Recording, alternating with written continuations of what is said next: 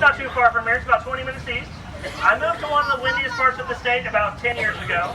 I'm pretty sure y'all all know where that is. It's Moore, Oklahoma. It gets blown away about every 10 years or so. Everybody asks me why I live there, and I just tell them I like brand new things. I got a bachelor's degree in business, and y'all can see all the amazing things it's done for me. So if y'all want to come down here and drive a boat, just get a bachelor's in business. Now, a little bit about this canal. It was actually opened up on July 2nd, 1999, and it was funded by a project called MAPS. Has anybody heard of the MAPS project? What that was a 1-cent sales tax increase for about 5 years. Raised over $350 million within that time, and originally paid for about 9 years of projects. It's continued on twice since then. But it actually paid for the Chickasaw Bricktown ballpark as the first project. It opened up in 1998. This canal opened up in 1999, and it took about a year to build.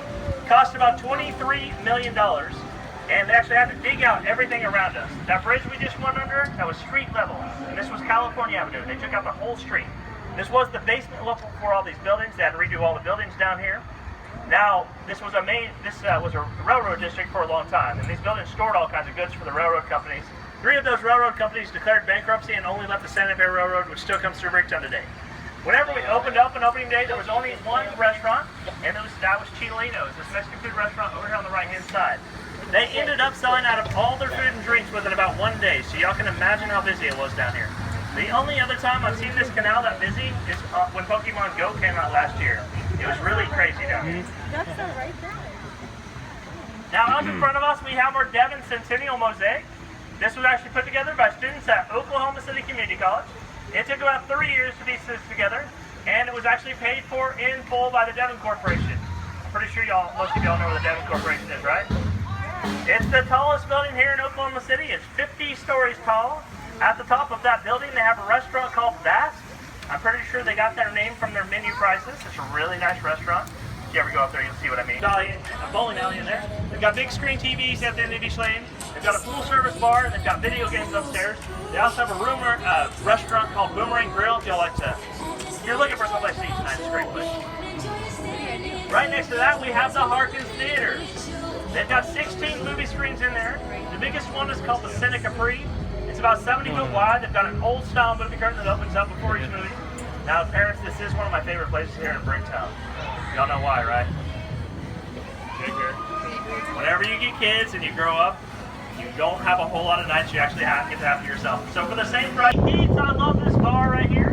The building's actually in the shape of an acoustic guitar. You can kind of see how it's rounded up here where these windows are. If you take an aerial shot, you will see that shape, and you'll actually see that shape in all this restaurant somewhere. It's named after his 18th #1 on the country music charts. Toby was born in Clinton, Oklahoma. He was raised in Moore, and he still lives out towards that way. So sometimes you do see him here in Bricktown. Sometimes he has been in there, and he has been known to perform in there from time to time. And he's an OU fan. Yeah, he is always at the OU games almost. It looks like Niagara Falls. I know there's And if you do the Oklahoma waterfall tour, that is the first stop on the list. Did y'all know we had a waterfall tour of the state?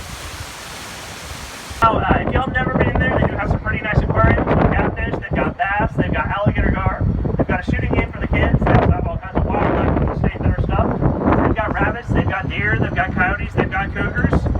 Y'all want to see cougars though? You are in Bricktown, you'll probably see a few roaming around down here tonight. Most of them can be found right around Coyote Ugly. Bad thing is, I met my wife down here in Bricktown about 6 or 7 years ago. She rode my boat down here last year and heard me say that. She's a little bit older than me. Y'all can imagine how that went over. So what's this over here? What's this? I'll talk about that on the way back. Gotta have something to talk about. They do hold a lot of Olympic-style events over there. If you've never been up there, I do recommend checking it out. It's a lot of fun. Just make sure to take water shoes. If not, it can cost like an extra $10 to $20 a person. Each rider had a flag, each piece of land had a flag. They would run in, they would put their flag down, they would grab the flag off the piece of land, they would take it back and they would pay a $14 filing fee and the land was theirs. As long as they improved it in some way. They had to build a house, they had to farm it, they had to do something. Now up in front of us we have our Centennial Land Run Monument sculpted to commemorate that event. It was actually sculpted by an artist named Paul Moore, who was a resident at OU. All these statues are actually made at the University of Oklahoma, and they were actually brought up here and installed whenever they're completed. If y'all look over here to the left-hand side, you'll see 2 horses in a wagon. The guy sitting on that wagon is actually a self-portrait of the artist Paul Moore. decided to put his face there because he knew this would be one of the #1 photograph places here in Bricktown. Over here on the right-hand side, you'll see a lady sitting side saddle. This was the proper way for women to ride at the time, unless they were an outlaw, they would ride like all the guys. But as long as they were 21 years of age and older, they could race, they could own land. They still could upload at the time. In front of her, there's a wagon called Surrey. Now, there were some legal sinners, not a whole lot. Most of them were government officials.